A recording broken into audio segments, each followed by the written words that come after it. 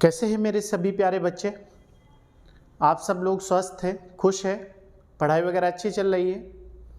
चलिए, हमें उम्मीद है कि आप लोग बहुत अच्छी तरीके से पढ़ रहे होंगे और एग्ज़ाम को ध्यान में रखते हुए आप लोग कंटिन्यूटी के साथ अपनी तैयारी को लेकर आगे बढ़ रहे होंगे। और ये भी हमें उम्मीद है कि आप प्रैक्टिस पेपर रोज़ कर रहे होंगे।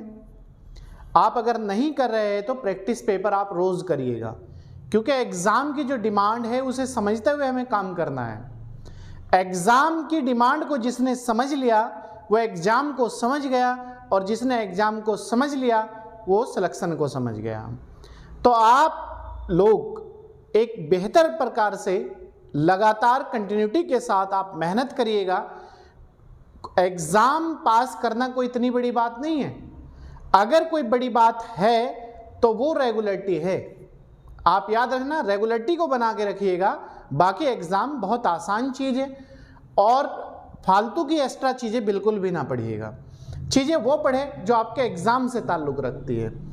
हम लोग जनरल स्टडी का कोई भी पोर्शन जो आपको करा रहे हैं वो सिर्फ और सिर्फ एग्ज़ाम से ही टारगेट बना के कर रहे हैं। फालतू चीज़ें आपको कुछ भी नहीं कराई जा रही है। आप कोई भी टॉपिक उठा लीजिएगा किसी भी सब्जेक्ट का, सिर्फ और सिर्फ आपको वही कराया गया है जो आपके एग्ज़ाम में आ सकता है या फिर पॉसिबिलिटी है या बनेंगे क्वेश्चन या बने हैं पीछे, उन सब का सार वो आपको हमने एक क्लास में उपलब्ध करा दिया है। वरना कराने को इतनी चीज़ है कि अगर हम यहाँ किसी भी व्यक्ति पर अगर 10 दिन तक क्लास करें तो 10 दिन भी कंप्लीट इतिहास होने वाला नहीं है, लेकिन उससे कोई फ़ायदा नहीं है। चलिए खैर, आज मैं आप लोगों के लिए जनरल स्टडी की क्लास लेकर आया हूँ। और जनरल स्टडी में भी आज जो हमारी क्लास है वो है भारतीय इतिहास, मध्यकालीन भारतीय इतिहास। और मध्यकाल में हमारा जो चल रहा है वो चल रहा है मुगल काल। ये तो पता होगा आपको कि मुगल काल हमारा टॉपिक चल रहा है। और मुगल काल में जो लास्ट हमारी क्लास हुई थी आज के ही दिन, वो हुई थी जहांगीर पर। और आज हमारी जो क्लास है उसका जो बेटा है, उसका उत्तराधिकारी है, उसका पुत्र है, वो है शाहजहां।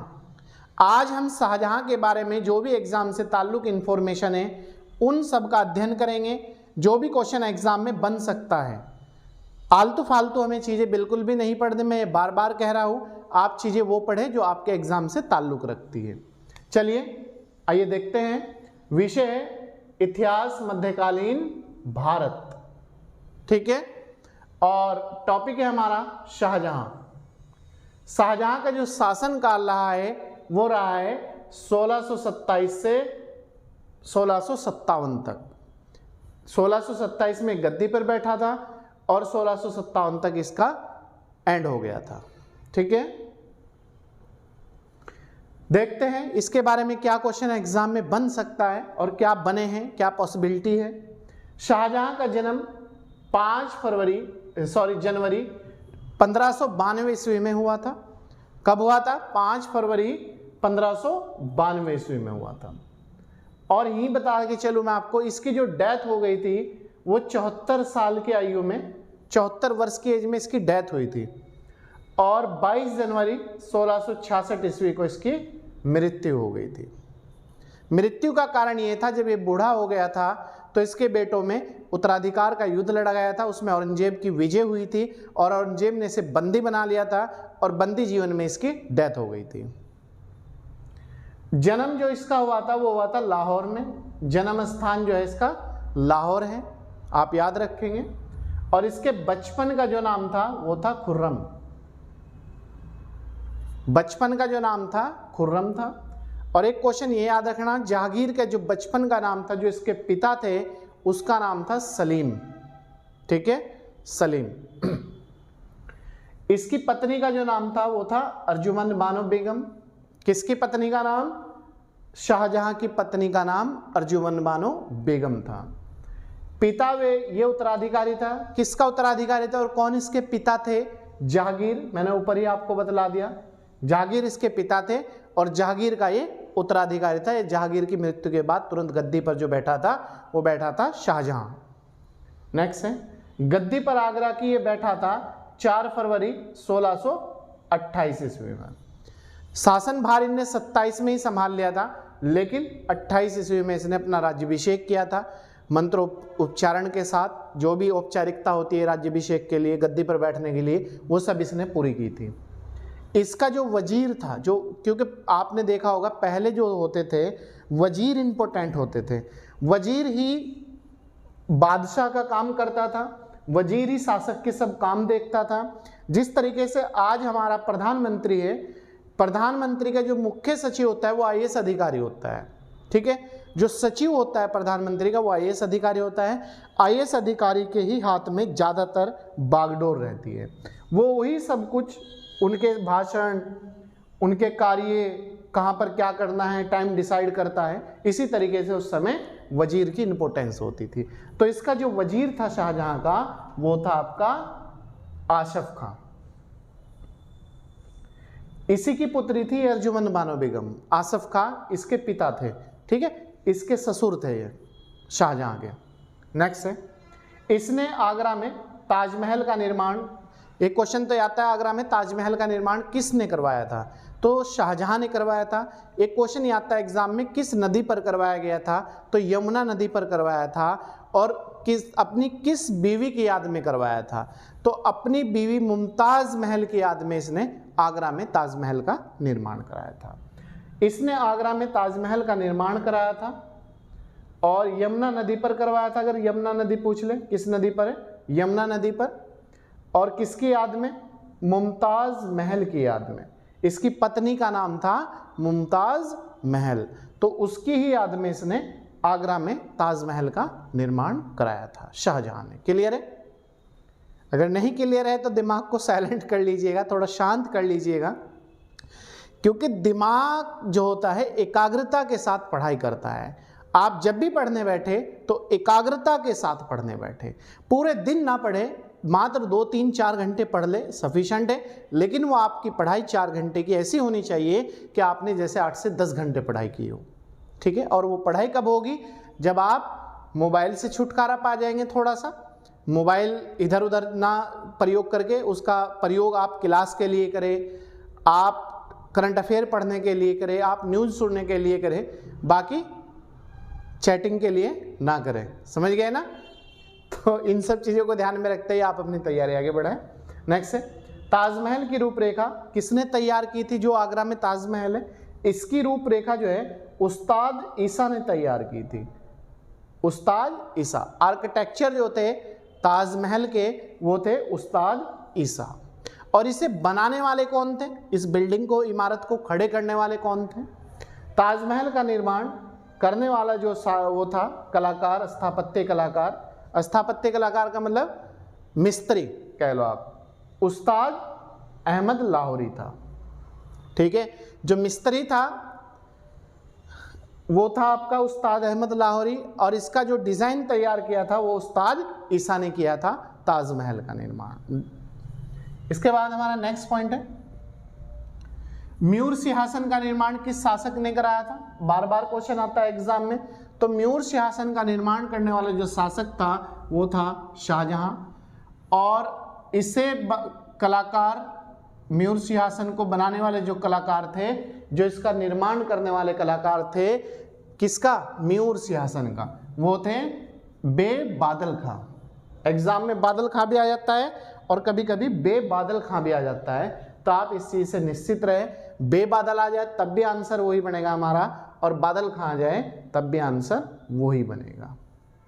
नेक्स्ट, इसके शासन काल को स्थापत्य कला का स्वर्ण युग कहा जाता है। स्थापत्य कला का क्वेश्चन आता है कि जहांगीर के शासन काल को चित्रकारी का स्वर्ण काल कहा जाता है, शाहजहां के शासन काल को स्थापत्य कला का स्वर्ण काल कहा जाता है। स्थापत्य कला मतलब बड़ी बड़ी इमारतों का निर्माण किया गया था, अच्छी प्रकार से उन पर नक्काशी की गई थी और अच्छी प्रकार से वो डिजाइन सब वगैरह की गई थी। तो स्थापत्य कला का स्वर्णदाता या जन्मदाता कौन मुगल शासक था, वो था शाहजहां। और चित्रकारी का जहांगीर, और हिंदी साहित्य का स्वर्ण जो काल है या युग है वो अकबर के शासनकाल को कहा जाता है। आप याद रखेंगे, इससे ज़्यादा आप एग्जाम में कुछ बनता भी नहीं क्वेश्चन अगर आपका स्थापत्य कला या कुछ पूछता है। इसके बाद है, इसके द्वारा बनाई गई जो इमारतें थी वो कौन कौन सी है, पूछ लेता है एग्जाम में। दिल्ली में आपने जामा मस्जिद तो देखी होगी, दिल्ली की जामा मस्जिद का निर्माण शाहजहां के द्वारा ही कराया गया था। इसके बाद दिल्ली में लाल किला देखा होगा आपने। दिल्ली में जो लाल किला है इसका निर्माण भी मुगल शासक शाहजहां के द्वारा ही कराया गया था। लाल किला और Jama Masjid face to face है दोनों, ठीक है। इधर जामा मस्जिद है, जैसे मैं खड़ा हूँ राइट हैंड पे, और लेफ्ट हैंड पे उसके किला है और बीच में रास्ता है। आगरा में मोती मस्जिद का निर्माण किसने कराया था? आगरा में मोती मस्जिद का निर्माण भी शाहजहां ने ही कराया था। लाहौर के किले का निर्माण किसने कराया था? ये भी शाहजहां ने ही कराया था। लाहौर में जो किला है इसका निर्माण। और शीश महल का निर्माण किसने कराया था? शीश महल का निर्माण भी शाहजहां के द्वारा ही कराया गया था। क्लियर है यहाँ तक के? दीवाने खास का निर्माण कराने वाला शासक और दीवाने आम और दीवाने खास, ये दोनों जो निर्माण कराया था इन दोनों का। दीवाने आम का मतलब है जिस तरह कैबिनेट मंत्री होते हैं, प्रधानमंत्री के करीब लोग, तो उनकी जो मीटिंग होती है वो दीवाने खास मतलब खास लोगों की मीटिंग।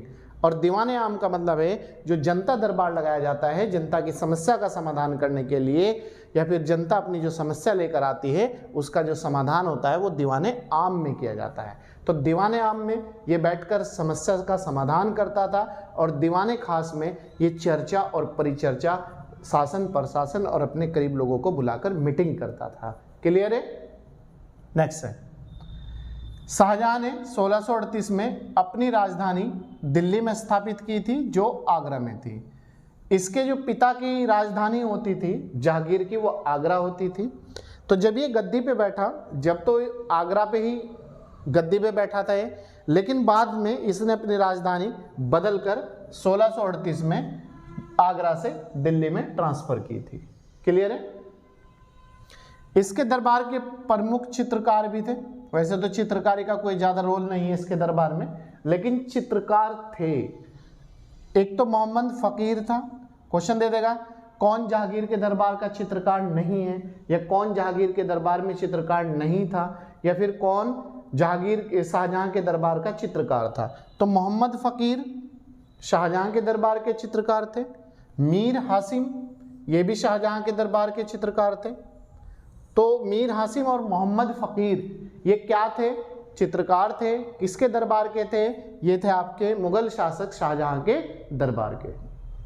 और इसके दरबार में दो कुछ प्रमुख संगीतकार भी रहते थे।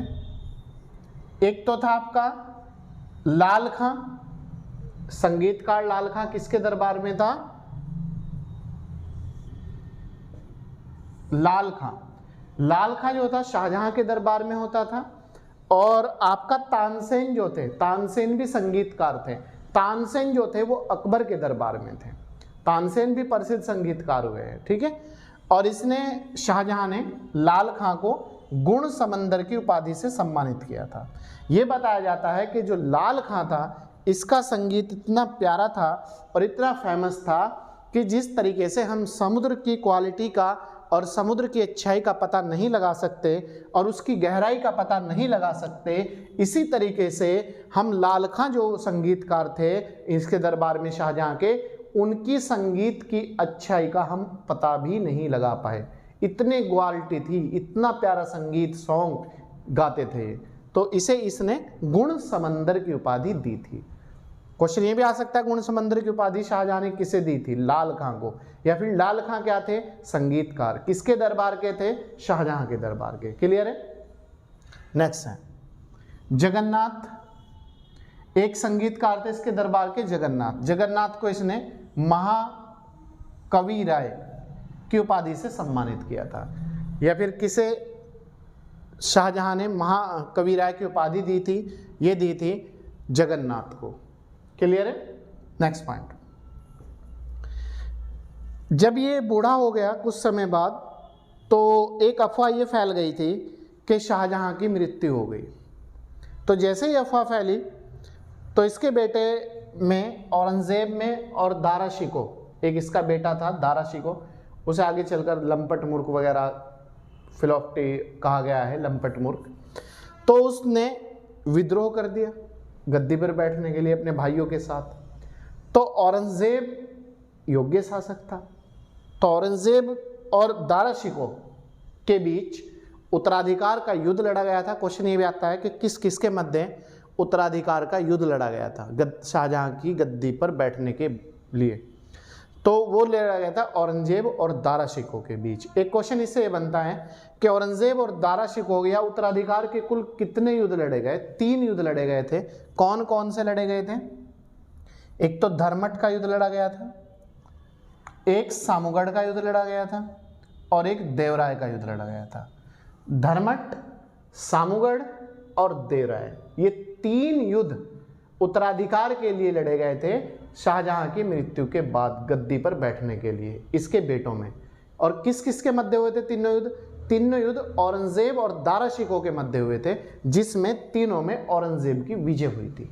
औरंगजेब एक योग्य शासक था और युद्ध जीतने के बाद औरंगजेब भी अपने भाइयों में गद्दी पर बैठा था। देख लीजिएगा, समय पूछ लेगा। 15 अप्रैल 1658 को इसके पुत्र औरंगजेब व दारा के मध्य धर्मट का युद्ध लड़ा गया था। इसमें औरंगजेब की विजय हुई थी। तो धर्मट का युद्ध 15 अप्रैल 1658 को लड़ा गया था। किसकी विजय हुई थी? इसमें औरंगजेब की विजय हुई थी। दूसरा जो युद्ध लड़ा गया था सामूगढ़ का युद्ध लड़ा गया था। ये भी 29 मई, ये अप्रैल में लड़ा गया था। एक महीने बाद ही 29 मई 1658 को सामूगढ़ का युद्ध औरंगजेब और दारा शिकोह के मध्य हुआ था। इसमें भी औरंगजेब की विजय हुई थी। क्लियर है यहां तक के? दूसरा है देवराय का युद्ध। ये मार्च 1659 में लड़ा गया था, लगभग 1 साल बाद। तो इसमें दारा की हत्या, दारा ने क्या था, इस्लाम धर्म की अवहेलना कर दी थी। वो औरंगजेब को पता लग गया था और औरंगजेब को जैसे इस चीज़ का पता लगा कि इसने इस्लाम धर्म की अवहेलना की है, इस्लाम धर्म के बारे में गलत बोला है, इस्लाम धर्म को गलत ठहराया है, तो इसने इसे पकड़कर इसकी हत्या करा दी थी। तो ये 3 युद्ध थे, धर्मट, सामूगढ़ और देवराय, उत्तराधिकार के युद्ध थे। ठीक है। और इसकी मृत्यु 74 वर्ष की आयु में लास्ट फिर कर रहा हो 22 जनवरी 1666 ईस्वी को इसकी मृत्यु हो गई थी। क्लियर है प्यारे दोस्तों? तो ये था आज का हमारा जो आपके एग्जाम में इम्पोर्टेंट घटनाएं हैं। प्रीलिम्स एग्जाम में आप चाहे आईएएस का एग्जाम दीजिए, पीसीएस का दीजिए, पीसीएस-जे का दीजिए, एसएससी बैंक, कुछ भी state to centre level CTET दीजिएगा, अगर कोई क्वेश्चन बन सकता है शाहजहां से तो आपका इसी क्लास से ही बनेगा, अन्यथा बाकी कोई क्वेश्चन इससे पॉसिबिलिटी और नहीं है। बाकी क्वेश्चन तो आपके यूपीएससी के मेंस से ताल्लुक़ रखते हैं, आप उन्हें अभी ना भी पढ़े तो ज़्यादा बेहतर होगा। तो आप पहले प्री पे फोकस करें और जो वनडे एग्ज़ाम के बच्चे हैं वो इतना कर ले, सफिशेंट है। चलिए, अगर आप हमारे यूट्यूब चैनल पर नए हैं तो चैनल को सब्सक्राइब कर लीजिएगा, लाइक और शेयर ज़्यादा से ज़्यादा कीजिएगा और जुड़िएगा हमारे साथ कंटिन्यूटी के साथ। और हमें फॉलो करिएगा आप इंस्टाग्राम पे विनाइस कैंपस के नाम से ही पेज है, वहाँ फॉलो कर सकते हैं आप हमें। फेसबुक पे आप हमें फॉलो कर सकते हैं, विनाइस कैंपस के नाम से ही पेज है। ट्विटर पे भी विनाइस कैंपस के नाम से ही पेज है। और प्रतिदिन आपको जो यूट्यूब की कम्युनिटी होती है उसमें आपको क्वेश्चन भी कराए जाते हैं और आपके लिए नोट्स भी डाले जाते हैं। तो आप यूट्यूब की कम्युनिटी से प्रतिदिन भी पढ़ाई कर सकते हैं। क्लास के अलावा भी आपको बहुत और मैटर दिया जाता है और दिया जाता रहेगा। आप जुड़िएगा बस हमारे साथ। चलिए, आप लोगों का बहुत बहुत शुक्रिया, धन्यवाद, थैंक यू।